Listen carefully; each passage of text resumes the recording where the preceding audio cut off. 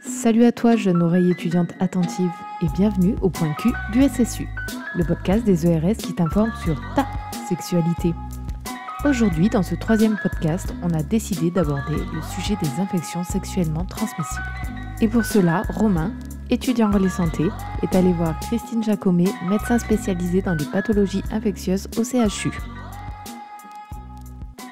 Bonjour Christine et merci d'être là avec nous aujourd'hui. Bonjour à tout le monde. Donc voilà, effectivement, je suis médecin au CHU de Clermont-Ferrand. Je suis infectiologue et donc je prends en charge bien sûr les infections pulmonaires, cérébrales, mais aussi sexuellement transmissibles. Et par ailleurs, j'ai la chance de présider le CORIVI, qui est la coordination de lutte contre le VIH et les infections sexuellement transmissibles. Là, c'est peut-être un peu moins un rôle de soignant qu'un rôle de coordination des acteurs pour lutter contre ces infections, donc le VIH, responsable du sida, et les IST dont on va parler aujourd'hui. Très bien Christine. Mais du coup, c'est quoi les IST ? Alors, une IST, ça veut dire I pour infection, S pour sexuellement, et T pour transmissible. Donc, auparavant, il faut que vous sachiez que les IST s'appelaient les MST, donc des maladies sexuellement transmissibles. Mais, comme on va le voir tout à l'heure, en fait, les IST donc, sont plus appropriés parce que parfois on ne sait même pas qu'on est malade alors qu'on est atteint d'une infection. Donc en fait, le terme infection comprend à la fois les infections qui provoquent tout de suite des signes, des maladies, puis des infections qui sont latentes ou très modérément symptomatiques, donc qui provoquent très peu de signes, mais qui en fait dégradent l'individu qui en est porteur. Voilà. Donc on parle IST. Les infections sexuellement transmissibles, alors il y en a beaucoup d'IST, il y a une centaine, 200 IST, il y a beaucoup de maladies qui se transmettent par le voie sexuelle, mais en fait, quand on parle d'IST, aujourd'hui, il y a vraiment 8 IST qui sont les plus importantes. Je vais les décrire. Donc en fait, il y a les IST qui sont d'origine bactérienne, donc c'est des bactéries qui sont en cause. Il y en a 4 qui sont les plus importantes. La syphilis, l'infection à chlamydia, l'infection à gonocoque et l'infection à mycoplasma. Et puis, il y a d'autres infections qui sont là liées à des virus, infections virales. Et là aussi, on va en parler de 4, les plus importantes.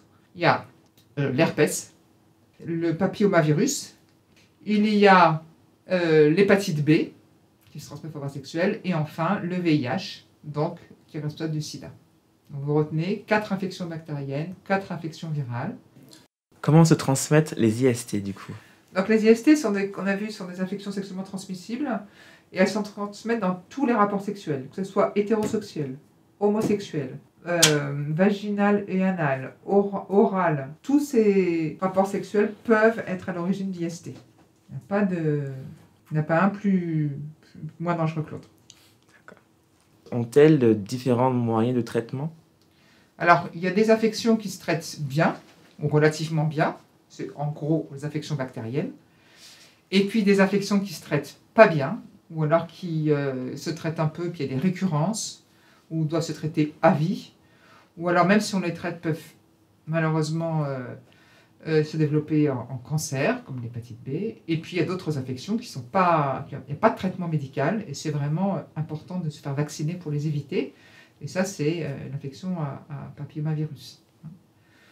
Quand je parle d'infections bactériennes, si on revient, qui se traitent bien, elles se traitent bien aujourd'hui, avec des antibiotiques, soit une prise, soit 7 jours de traitement, soit un mois de traitement.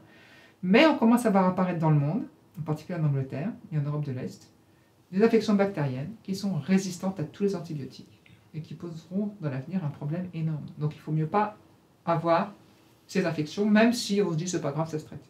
Il va y avoir des soucis en termes de traitement efficace dans les années qui viennent. Et à quel moment sait-on qu'il faut se faire dépister ou qu'il faut aller faire un vaccin contre une IST ? Alors, les vaccins, ils sont recommandés en France par des experts et je pense qu'il faut vraiment suivre ces expertises. Donc le vaccin papillomavirus, il faut le faire très jeune, donc avant les rapports sexuels c'est mieux, mais si dans la famille, les parents étaient contre les vaccins ou ont oublié, ou le message a oublié de vacciner, c'est important de savoir qu'il faut se faire vacciner contre le papillomavirus, surtout qu'il provoque vraiment le cancer du col chez la femme, de l'anus chez l'homme ou même du pénis, et puis surtout les cancers ORL. Donc aujourd'hui, les cancers ORL sont liés à l'HPV. Donc le vaccin prévient tout ça, quoi. Donc c'est vraiment simple. Il faut se faire vacciner avant 19 ans, avec des rattrapages possibles jusqu'à 27 ans, dans certains cas. Voilà. Donc c'est important. Ça, c'est vraiment sans aucun signe. Il faut le faire, point. L'hépatite B, c'est pareil. Il faut faire ce vaccin. Ça évite toute progression de l'infection quand on est en contact avec quelqu'un qui est affecté par l'hépatite B. On ne peut pas avoir d'hépatite B, c'est simple. C'est 100% efficace. Donc ça vaut vraiment le coup. Aujourd'hui, c'est une vaccination obligatoire chez les nourrissons. Donc a priori, dans les années qui viennent, dans 20 ans, tout le monde sera vacciné. Si on n'a pas été vacciné, il faut le faire. C'est 3 injections, un jour, 1 mois après et 6 mois après, c'est fini pour toute la vie. Et vraiment, c'est important. Donc oui, parmi les 2 infections virales qui sont difficiles à traiter, 2 sont complètement évitées par la vaccination. Ça vaut le coup. Ensuite, pour le VIH, il n'y a pas de vaccin. On attend depuis 30 ans un vaccin, il n'y a pas de vaccin. Donc vraiment, le seul moyen, c'est la prévention. Donc bien sûr, le préservatif. Et puis, il y a des méthodes de prévention qui sont un peu plus médicalisées. Et puis, et pour l'herpès, malheureusement, il n'y a pas de vaccin non plus. Et c'est pas très grave, mais ça embête quand même bien la vie des gens. Donc, attention, faites-vous dépister pour le VIH 6 semaines après tout rapport sexuel éventuellement contaminant. Sachez quand même que si vous avez eu qu'on est à risque dans les 48 heures, il faut que vous alliez voir un médecin, votre médecin généraliste ou au CHU ou au CEGID pour pouvoir bénéficier d'un traitement préventif pour empêcher la contamination. Et bien sûr, au SSU aussi. Et au CSU aussi, bien sûr, puisqu'on est là pour ça, pour vous dire qu'il y a des infirmiers et des médecins qui savent tout à fait engager dans le soin quand il faut des personnes qui ont pris des risques sexuels. Alors, vous avez dit qu'il y avait 6 semaines d'attente pour le dépistage du VIH, mais quel serait le délai d'attente pour les autres IST du coup ? En fait, je vais revenir sur le VIH parce que je n'ai peut-être pas été assez précise. Puisqu'en fait, vous savez, les dépistages peuvent se faire de différentes façons. Vous pouvez aller à la pharmacie chercher un autotest, vous pouvez aller dans une association pour avoir un TROD, donc un test rapide au bout du doigt qui sait si vous avez une infection ou pas. Et puis vous avez les tests en laboratoire qui sont plus performants et qui détectent plus tôt en fait l'infection. Donc quand je parlais de 6 semaines, c'est 6 semaines au laboratoire. Si vous achetez un autotest ou vous faites un TROD, vraiment c'est un test négatif 3 mois après le rapport à risque qui entérine le fait que ce risque n'a pas conduit à une infection. Hein. Donc 6 semaines au laboratoire, 3 mois avec les tests plus rapides. Alors les autres infections, bien sûr. Alors, si on reprend les infections bactériennes, les délais d'incubation sont beaucoup plus courts. Quand vous avez été en contact avec un gonocoque, 3 jours après, ça commence à faire mal et c'est atroce à 5 jours. Hein. Donc le dépistage, c'est même plus un dépistage, c'est un diagnostic. Hein. Pour le chlamydia, c'est aussi assez rapide, c'est 5-7 jours, ça commence à gratouiller, être désagréable. Sachant que les symptômes sont très ennuyeux chez l'homme. Chez la femme, elles ne sont pratiquement rien. Hein. Donc c'est sûr que la date de dépistage est importante. Hein. Donc 1 semaine après, on peut retrouver chez la femme gonocoque et chlamydia. Chez l'homme, en général, on l'a parce que ça fait mal. Mycoplasma genitalium et Cretomonas, c'est comme la chlamydia, c'est 5-7 jours. Ensuite, pour la syphilis, c'est un diagnostic qui peut être à la fois clinique, c'est-à-dire que le chancre, donc une espèce de bouton d'herpès qui fait pas mal et qui est dur, ça fait le diagnostic de la syphilis. Et dans ces cas-là, ça suffit pour débuter le traitement. La syphilis, c'est pris un risque avec quelqu'un, il faut faire un test à 1 mois et 2 mois. En général, quand on a pris un risque sexuel un peu large, c'est vrai qu'on dépiste le VIH et la syphilis au bout de 6 semaines en même temps. Voilà. Et pour l'hépatite B, c'est plutôt 3 mois. Il faut savoir, faire un test quelques jours après et le répéter jusqu'à 6 semaines ou 3 mois quand on est vraiment inquiet du partenaire. Alors, on n'a pas parlé des infections virales du coup. Pour les virus, donc on a parlé du VIH 6 semaines. HPV, vous savez, c'est le dépistage par frottis chez les femmes. Et puis c'est tout. Malheureusement, on attend qu'il y ait le cancer. Pour les symptômes ORL, c'est très tardif. Il n'y a pas de dépistage encore possible. Chez l'homme, qui a des rapports sexuels avec les hommes, il y a un dépistage proctologique, qui est l'équivalent du dépistage du col chez la femme. On fait un frottis et puis on regarde s'il y a de l'HPV. Donc c'est important de devoir prendre un rendez-vous chez le proctologue, chez l'homme, pour ce dépistage de HPV. Pour l'herpès, c'est clinique, hein, c'est un bouton de fièvre, c'est clinique, donc voilà, il n'y a pas de dépistage, un diagnostic. Et puis pour l'hépatite B, on a vu, hein, c'est un test sérologique 3 mois après Ça marche. la contamination. Alors, pour celles et ceux qui se demandent où et comment se faire dépister du coup d'une IST.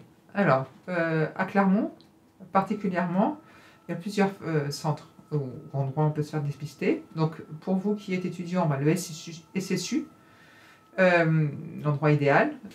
Le deuxième point, vous pouvez aller, où là aussi c'est gratuit et parfois anonyme.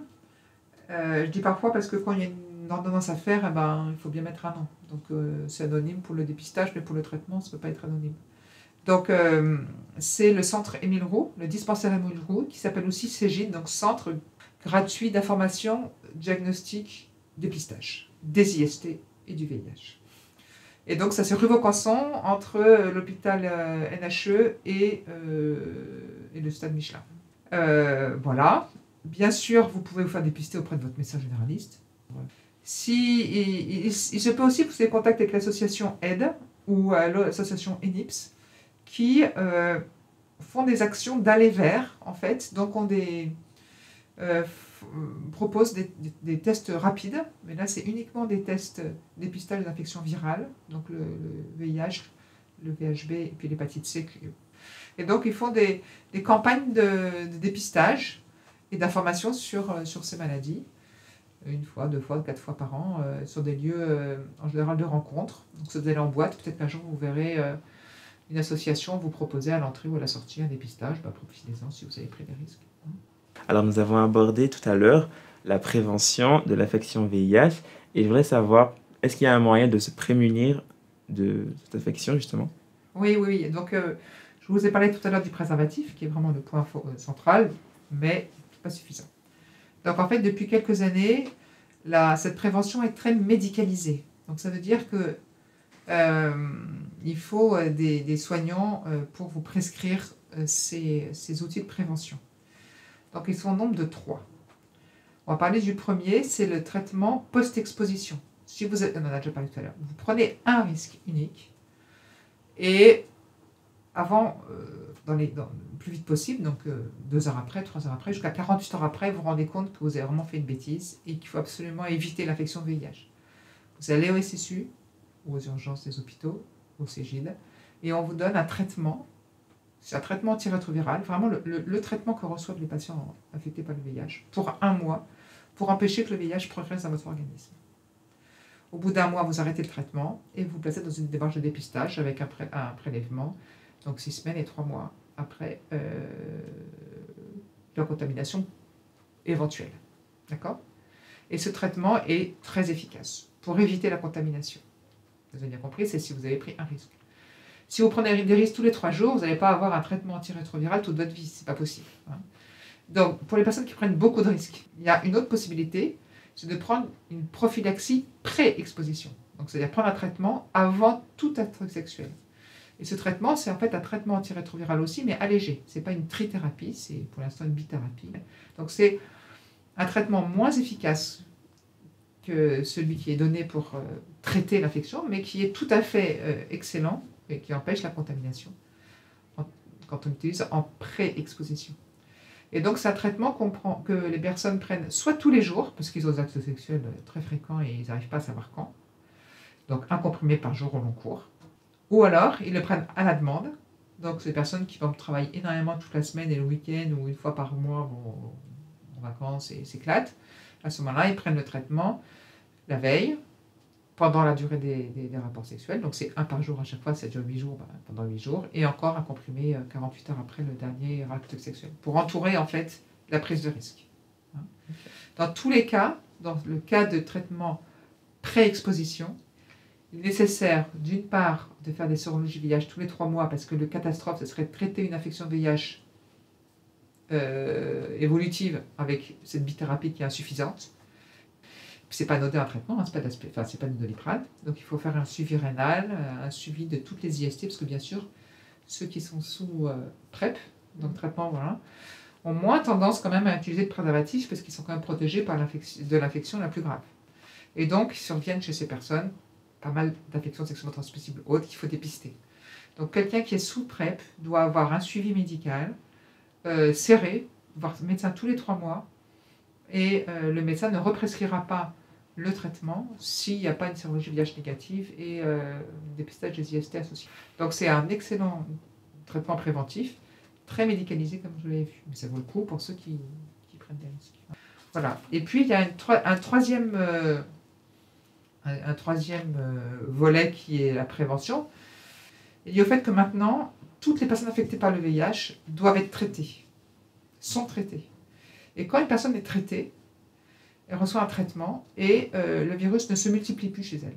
On parle à ce moment-là qu'une personne a une charge virale indétectable, c'est-à-dire que la quantité de virus qui se multiplie, 0. Donc une personne qui a une charge virale indétectable ne transmet pas la maladie.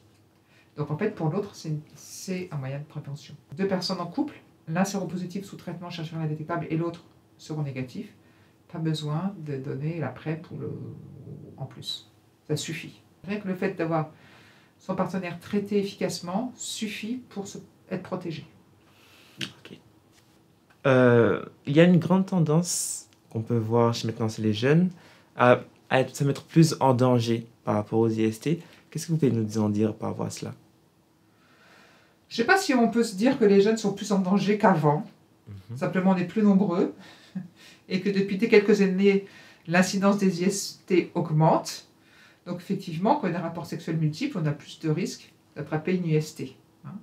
Donc il ne faut pas, à mon avis, stigmatiser vous en tant que jeune en disant vous faites n'importe quoi par rapport aux générations précédentes. Faites attention, aujourd'hui, donc la prévalence, c'est le risque de rencontrer une infection est bien plus importante qu'avant. Donc il faut vraiment, d'une part, savoir ses risques, savoir se dépister, faire dépister le partenaire, et si on ne peut pas dépister le partenaire, mettre un préservatif ou aller voir le SSIU pour savoir comment faire pour gérer ses risques sexuels. Et justement, pour rebondir sur le préservatif, on se rend compte qu'aujourd'hui, beaucoup de jeunes voient ça comme une limite ou quelque chose comme de rébarbatif. Qu'est-ce que vous en pensez un peu pour l'usage du préservatif? Je pense que c'est, pour la plupart des IST, c'est vraiment le seul moyen de s'en protéger vraiment. Alors après, c'est vrai qu'aujourd'hui, on aime bien n'avoir aucune contrainte. Donc, les préservatifs, il y en a qui sont sucrés, salés, au camembert, je ne sais pas quoi, paraît-il, il y a toutes les couleurs. Il faut aussi s'amuser avec les préservatifs, on n'est pas obligé de trouver ça sordide, quoi. Mais très bien, merci. Juste par rapport à cela, je voulais rebondir pour vous dire, est-ce que vous auriez un petit message de fin rassurant, en tout cas pour les étudiants, le fait de venir et d'être bien accompagnés dans leur dépistage? Vous avez dit, c'est pour être bien accompagné. Donc, je pense que c'est une réalité aujourd'hui que les IST existent, qu'elles sont peut-être plus nombreuses, peut-être qu'on les dépiste mieux qu'avant aussi. En tout cas, elles sont nombreuses et elles grèvent vraiment la santé sexuelle. On n'a pas parlé des complications des IST, donc les complications à court terme, c'est le fait d'avoir mal, ça gêne, ça gratte, ça sent mauvais, bref. Il y a les infections à moyen terme, c'est la stérilité, parce qu'une fois qu'on a une infection chez les femmes qui touche le vagin, qui remonte un peu dans le col et qui va dans les trompes sont très fines, et dès qu'il y a les trompes sont infectées, il y a une espèce de réaction immunitaire, c'est bouché, c'est-à-dire que stérilité à vie, surtout avec le chlamydia. Donc c'est quand même pas anodin, même si on n'en meurt pas. Et puis pour le VIH, aujourd'hui on traite le VIH, mais si la personne infectée par le VIH ne sait pas qu'elle est infectée, elle peut mourir au bout de quelques années. N'oubliez pas aussi la survenue de cancer, du fait de l'HPV, on en a parlé, soit des organes du col, soit de l'anus, soit du pharynx, donc de la gorge.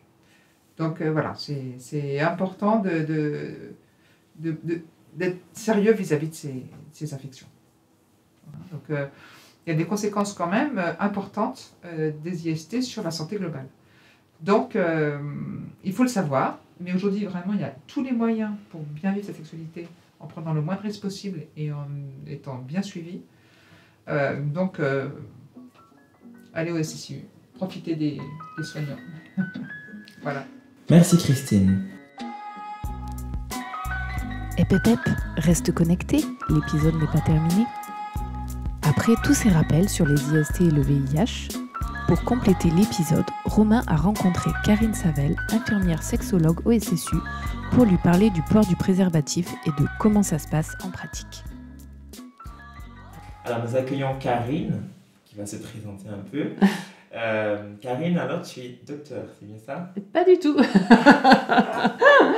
Donc, c'est pas grave. Je m'appelle Karine, du coup, moi, je suis infirmière sexologue. Mais c'est intéressant, ta confusion, parce qu'effectivement, quand on est sexologue, les personnes pensent qu'on est forcément médecin.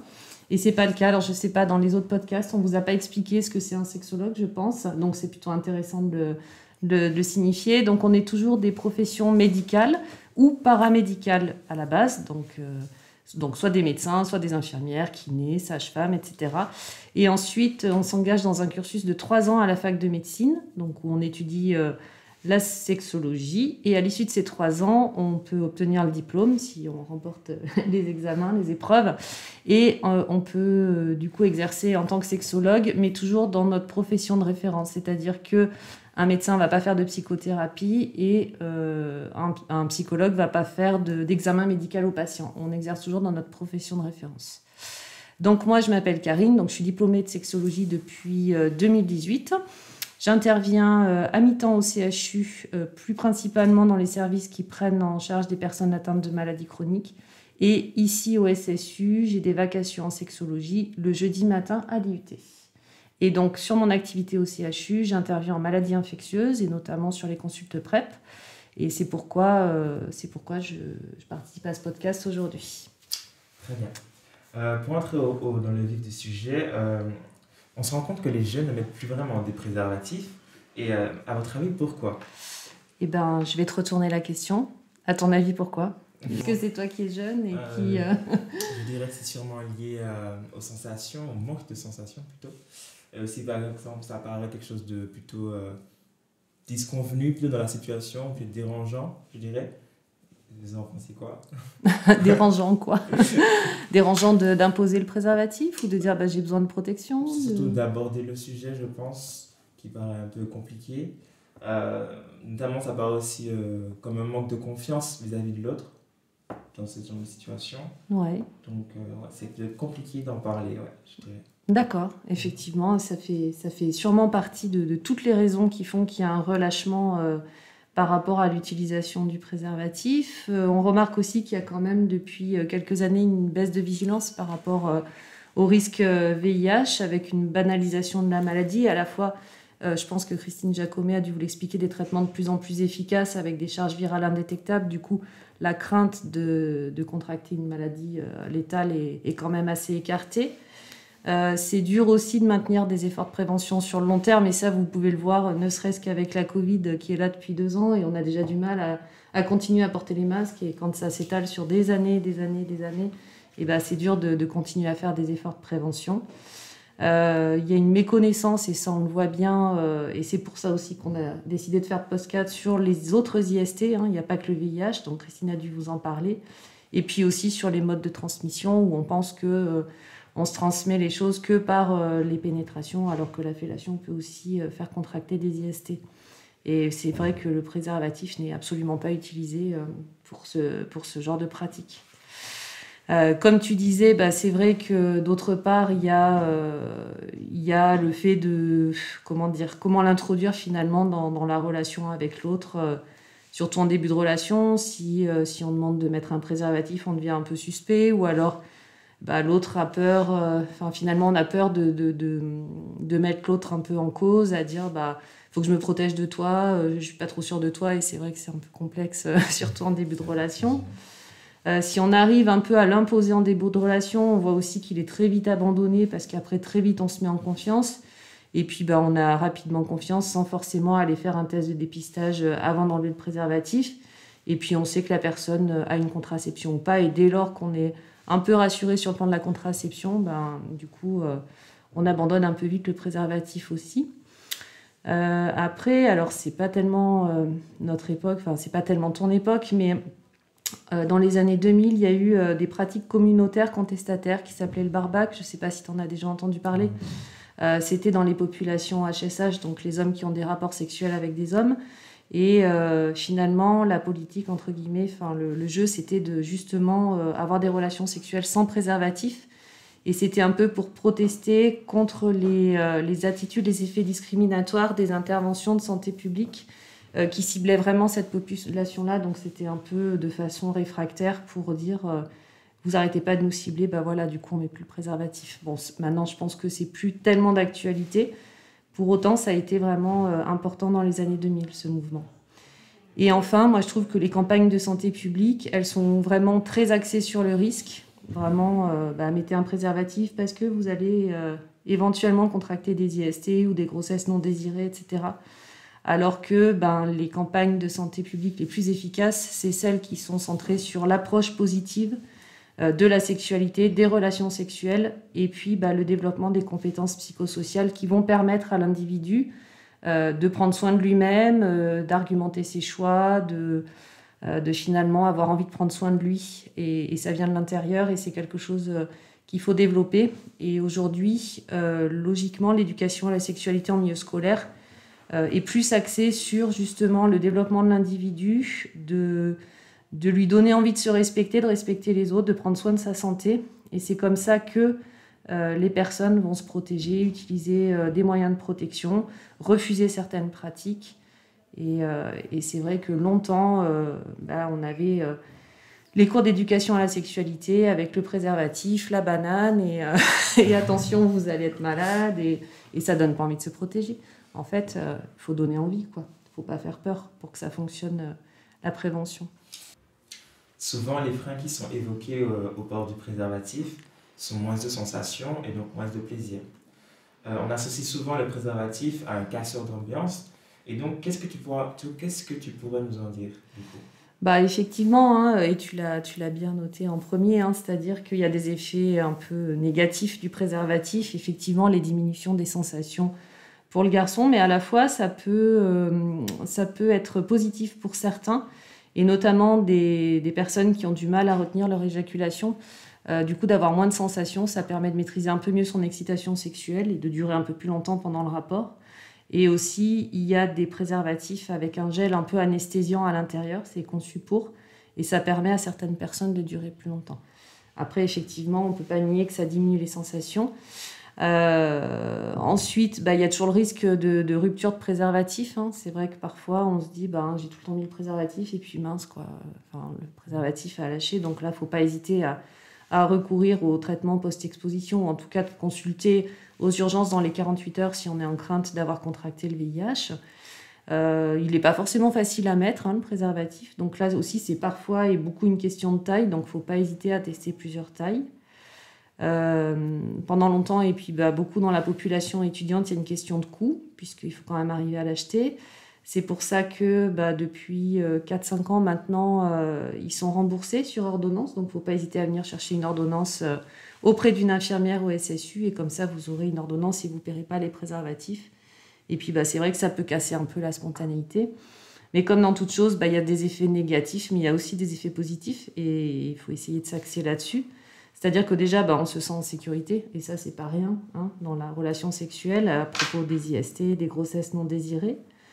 On peut en faire un atout dans les jeux sexuels, puisque il y en a qui ont été étudiés, parfumés, à picot. Donc pour la fille, du coup, ça va augmenter les sensations. Et puis, il faut un certain temps pour avoir confiance en l'autre à 100%. Donc ça permet de remettre de la discussion un petit peu entre les partenaires, parce que c'est une question de respect de soi, de l'autre, et d'avoir des comportements responsables. Et c'est vrai que si un partenaire se montre responsable vis-à-vis de sa protection, il va attirer plus de confiance que quelqu'un qui fait n'importe quoi. D'après vous, est-ce qu'on peut ressentir une forme de pression à accepter un rapport non protégé ? Oui, je pense que oui. T'en penses quoi, toi ? Est-ce que tu t'es déjà senti, obligé d'accepter des choses que t'avais pas envie, dont tu n'avais pas envie ou... Je pense que la pression, elle vient souvent lorsqu'on ne connaît pas encore, dans les premiers rapports, je veux dire, où on est confronté peut-être par des personnes qui sont peut-être plus expérimentées, et du coup, on n'a peut-être pas l'envie d'être le rabat-joie de service dans le rapport. Et on a aussi du mal à exprimer, je pense, son ressenti, ou de exprimer clairement le non. Donc c'est un peu compliqué. Je pense que oui, la pression, elle est bien présente, notamment si c'est un rapport non protégé. Donc tu veux dire que finalement, même dans la relation sexuelle, il y a des rapports d'influence entre les partenaires et que tu peux te laisser influencer par l'autre. C'est ça. Exactement. Donc effectivement, et c'est comme pour toute pratique sexuelle d'ailleurs, hein, le port du préservatif, tu peux le dupliquer à est-ce que j'accepte de faire une fellation, une pénétration anale, enfin voilà, tu peux le... Et ça fait partie effectivement de ce qui se joue entre les partenaires et des relations d'influence que les uns peuvent avoir sur les autres. Et encore une fois, l'intérêt de développer suffisamment de sécurité en soi et de pouvoir finalement être au clair avec ce qu'on souhaite pas, et de pouvoir l'exprimer, l'affirmer et l'imposer à l'autre. Mais effectivement, c'est tout un apprentissage et c'est pas forcément évident. Donc oui, la pression, elle peut être là, mais comme pour toute pratique sexuelle, en fait.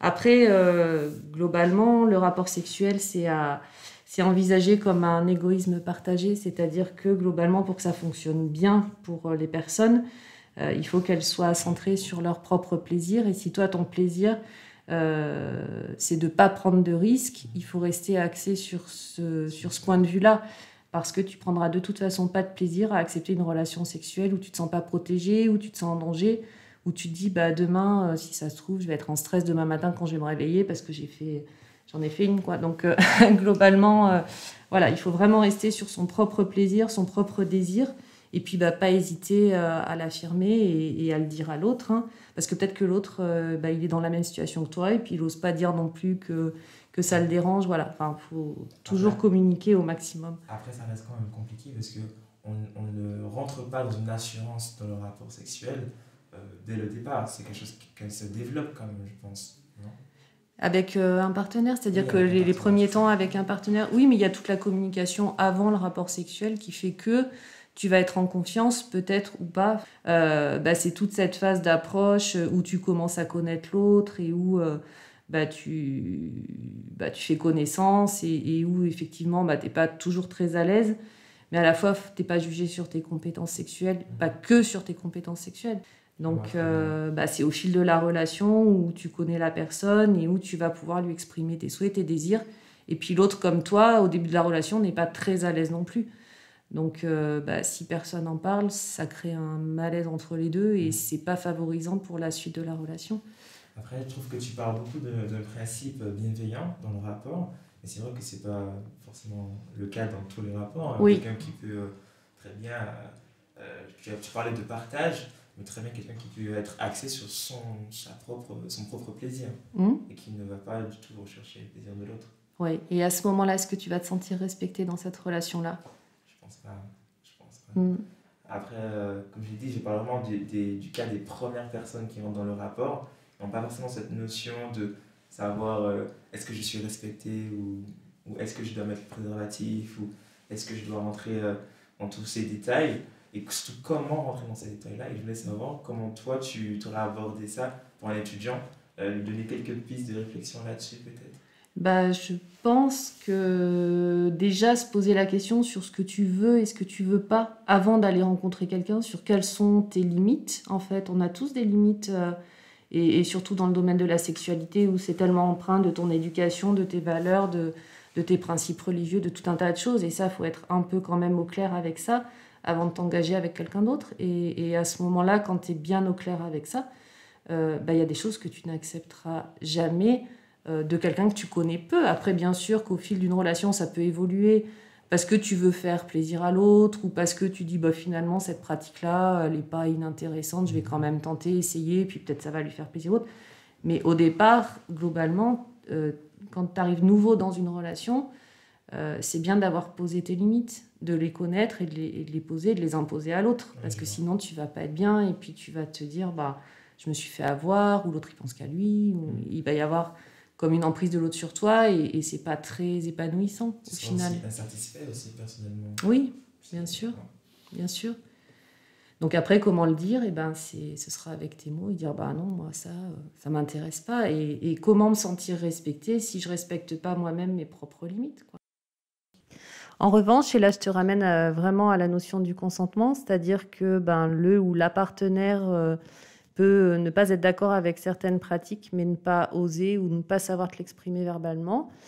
C'est pour ça qu'effectivement, il faut toujours être un peu à l'écoute des signaux verbaux, non verbaux, qui manifesteraient chez l'autre une réticence quant à ce que tu souhaiterais obtenir, et notamment sur le port du préservatif. Si par exemple ton ou ta partenaire semble un peu réticent mais n'ose pas te le dire, c'est à toi aussi de lui demander s'il est d'accord, pas d'accord. Et c'est toute la notion du consentement qui est en jeu ici. Ok, merci beaucoup Karine pour ton intervention. Et est-ce que tu as quelque chose à rajouter du coup ? S'il y a 2 minutes, je voudrais bien faire quand même un point sur ce qui est possible ici au SSU pour les étudiants en termes de prévention par rapport au VIH, aux IST. Donc c'est juste un rappel. Donc effectivement, vous pouvez venir sans rendez-vous rencontrer une infirmière pour un dépistage dans n'importe quelle antenne du service de santé universitaire. Voilà, sans rendez-vous, vous présentez. Ensuite, effectivement, vous pouvez solliciter aussi sans rendez-vous à une infirmière une ordonnance pour des préservatifs. C'est des préservatifs externes, les préservatifs internes dits féminins ne sont pas encore remboursés. Toutefois, c'est toujours intéressant d'avoir une ordonnance pour des préservatifs externes. À partir de début décembre, on va mettre en place la PrEP ici au SSU. Donc, n'hésitez pas à solliciter les différents professionnels si vous vous sentez en danger par rapport à la prévention vis-à-vis du VIH. Venez vous renseigner au SSU et on pourra vous donner des informations, voire vous prescrire la PrEP si vous le souhaitez. Et puis, si vous avez d'autres questions, il y a donc cette possibilité de venir me rencontrer les jeudis matins à l'IUT en consultation de sexologie. Il faut juste téléphoner à l'infirmerie de l'IUT ou au SSU pour prendre un rendez-vous. Voilà, je te remercie. Merci. Merci, au revoir. Au revoir. Merci à toi de nous avoir écoutés, jeune oreille étudiante. Ou pas. J'espère que ce podcast t'aura donné quelques informations utiles. Si tu as des remarques, on sera très heureux et heureuse de discuter sur nos réseaux. Facebook, Étudiants Relais Santé Clermont, Instagram, Étudiants Relais Santé Clermont, mais tout attaché. Lâche un petit pouce bleu et abonne-toi pour retrouver plein d'infos utiles à ta santé. Ce podcast a été réalisé avec l'aide des chargés de prévention et de la sexologue du SSU, avec qui tu peux prendre rendez-vous si tu as des questions sur le sujet. Prends soin de toi et de ton plaisir. À bientôt pour de nouvelles aventures.